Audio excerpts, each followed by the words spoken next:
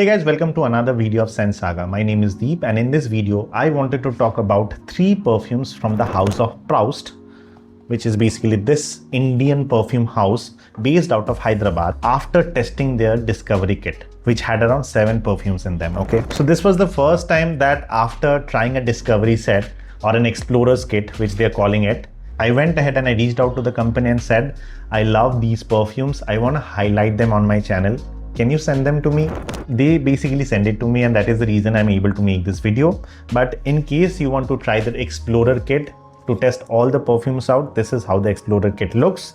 This is selling for around 800 rupees for 7 perfumes, 8 ml in quantity each. One neat little touch that I would like to highlight that they did with the Explorer's kit or Discovery kit is basically this.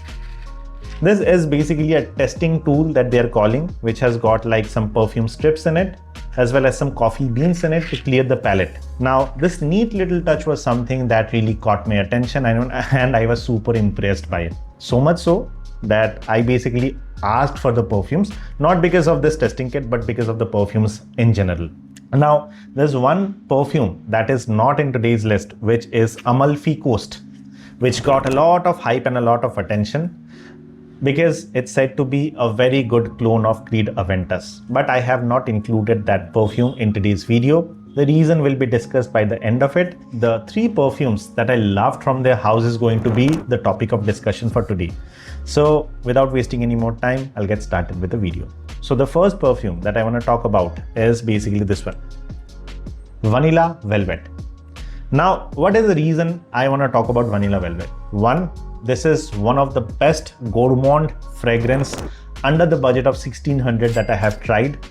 Also, this is one of the few fragrances from Indian houses which are unique, selling at only 1600 rupees. And third, this is not a perfume which feels cheap or is blended awfully. This is rather a perfume which is blended awesomely and smells really nice. Coming at a price range of only 1600 rupees, this perfume offers a unique take on rich cocoa, like dark chocolate, along with a little bit of vanilla, like sweet vanilla, and a lot of musk, a lot of amber, and something that feels really sophisticated, perfect for the date. What really happens is Gourmand fragrances are basically sweet, but this level of sweetness that they have incorporated in this perfume is not something that is going to cloy you or choke you. This is going to be something that you will enjoy. In short, if I have to tell you about the smell of the perfume, imagine a very upscaled cafe, like a very, very sophisticated cafe, where when you enter, you get the note of coffee or dark chocolate, like coffee-like smell at the moment you enter. And then you have some pastries or cakes, in the bakery, which is giving you that subtle hint of sweetness along with that note of coffee or chocolate. That is what you get from this perfume. Also, in the mid note, it has got a little bit of leather and a little bit of patchouli that gives this an earthy as well as leathery feeling that adds a little bit of sophistication on top of already what is sophisticated.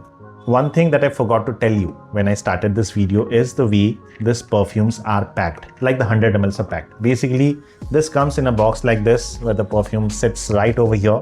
There is a card that is added along with the perfume, and this is the box. I really liked the approach because if you're gifting it to somebody, coming at a price range of only 1600 rupees, this is not something that is going to make them feel you're offering them something cheap. This is a very good box, something that the other person will enjoy in case you're gifting this. The card basically contains the information of the top notes, mid notes, base note, what is the inspiration for this perfume to be created. And at the back end of the box, they basically have all the details, like minute details about what is the compounds used for making this perfume, which I felt was a very sweet, neat little touch that they have added. So in terms of the packaging and everything, they are spot on. In terms of the bottle as well, I think you have seen this kind of bottles being used by some other perfume brands as well. That's not a problem for me. Also, the atomizer on this one is pressurized and controlled, which I really loved. Awesome. Coming to this perfume's projection and performance, this is where I feel that this is a very good date night fragrance. Reason: this perfume does not fill the room. It's not a beast mode projecting perfume. Rather, it's a soft and subtle projecting perfume, which only if you come in close proximity, you will be able to detect it. Something that a date night fragrance should allow you to have. Because if you're just filling up the entire room with your fragrance and you're going out on a date, I don't feel that this is something that you should be doing. It should be soft and subtle so that anybody coming in close proximity will be able to smell that of you and, you know, be impressed by it. That adds a little bit of sophistication, I feel. In terms of the projection, it's around 1 hour of soft and subtle projection, and the longevity on this one is around 6 hours when applied on the clothes. Something that I feel is done very nicely when it comes to the price to performance ratio. Now, the perfume is selling for 1600, but at the same time, the 50 ml is being offered at around 1300. I feel the idea behind this is so that you buy the 100 ml, not the 50 ml, but that's company's decision. I don't have a problem, or I don't have a say in that. So in case you're buying this perfume, I feel that 100 ml would be a better choice in terms of the pricing. So that was Vanilla Velvet. If you're looking for a date night fragrance coming from an Indian house which has got good blend quality, performs properly, smells a bit unique, nothing that you have come across or is a clone to anything, then Vanilla Velvet is a top-notch choice in my opinion. Also, in terms of the perfume, it's very versatile because this is not a super sweet perfume, and that is the reason if you're wearing it in the summers during the evening or in the winters during daytime as well as night, this is something that you can rock without any problem. So that was Vanilla Velvet. Let's move on to my second favorite. So my second favorite is Harvest Under the Winter Sun. I really like the name, to be honest, you know, because Harvest Under the Winter Sun, what does that mean? Like you're harvesting and there's a winter sun. And if I give my rendition to it, like the days in summer where you are, you know, kind of enjoying that sun ray without getting that heat from the sun, you're feeling refreshed, you're feeling relaxed. That is kind of vibe that this perfume provides. Harvest Under the Winter Sun is a perfume that is a blend between fruity and floral notes. And some of the elements are pretty unique in this one as well. Also, this is not a clone, but I mean, all the perfumes I'm discussing today over here are not clones to any perfume. They feel unique, at least to me. I have not smelled anything which comes close to this, okay? Now, Harvest Under the Winter Sun has got some unique notes, okay? Banana flower, okay? Lychee, ripe peach, jasmine. Like jasmine, I know it's already used in a lot of perfumes, but this combination of jasmine along with banana flower as well as lychee and peach, this is a unique combination to me. And also at the base, this has got a hint of sandalwood that adds a layer of depth to the perfume. And to me, if you have ever walked into an upscaled spa where, you know, the vibe is pretty relaxing, this is that kind of vibe that this perfume will provide you with.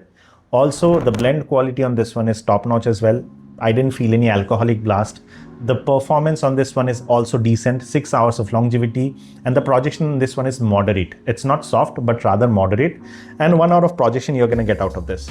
So in short, this is a very versatile perfume, and the use cases for this is all weather round for me, something that I can wear all weather round. And also in terms of the smell, what I felt is this perfume can be enjoyed by young as well as a bit more mature people evenly. This is not something catered to a very specific audience, like this is something for the matured audience or this is something for the youth. I feel that this is a unisex perfume that can be worn both by guys as well as girls. Something that, you know, works across all the ages and something that you can wear in school, college, office without any problem. This is a very inoffensive, safe perfume. And I feel that this is something that will keep you refreshed during a hot summer day, but at the same time, during the monsoons or in the winters, this is something that will also keep you refreshed as well. So that's Harvest Under the Winter Sun from Proust. Now my third favorite is this one, which is White Oud in Rose Garden. And the name is pretty apt. The thing that I loved about this perfume was the combination of rose with white oud. Like you have seen perfumes which has got that oud rose combination in perfumes like Ombre Nomade, you know, similar perfumes. Over here, the oud is not animalic or skanky, rather it's a sweet oud, white oud, and with that they have incorporated rose. The blend is very exquisite, something that Chandrima loved more than me, because she felt that this perfume was something that she resonated with more than me. But at the same time, I don't feel this is a feminine perfume. I felt this is a unisex perfume. Both male and female both can enjoy this perfume. And for a guy who loves floral notes but don't want something that leans more towards the feminine side, this is something that you can actually go for. At the top note of this perfume, you're gonna get a little bit of hint of amber that adds a little bit of sweetness along with white oud and rose. And at the mid, this has got a subtle hint of sweet vanilla that adds a little bit of layer on top of it. And at the base, this has got a bit of woody character as well as sandalwood that again gives it a lot of depth.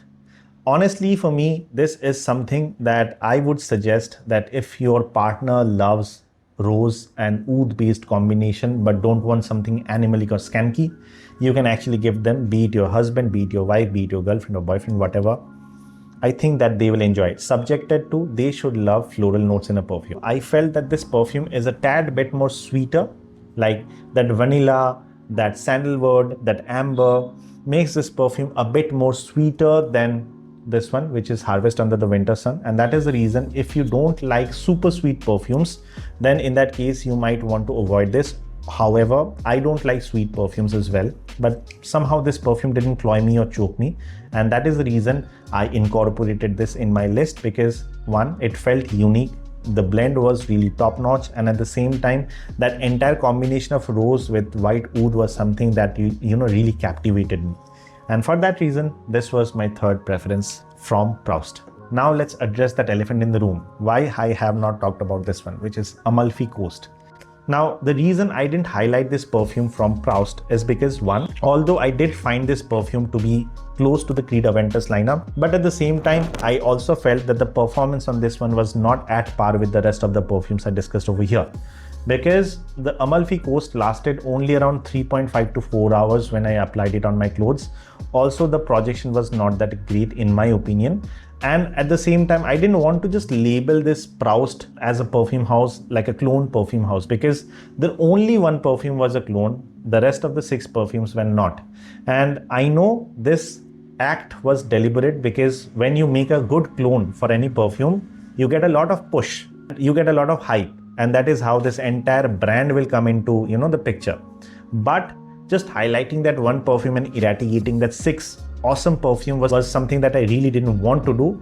And that is the reason I didn't use or highlight Amalfi Coast in today's video. But in case you want to see a blind test where I compare this with the rest of the Creed Aventus clones, the way we usually do the blind test with the popular designer fragrances, just let me know in the comment section.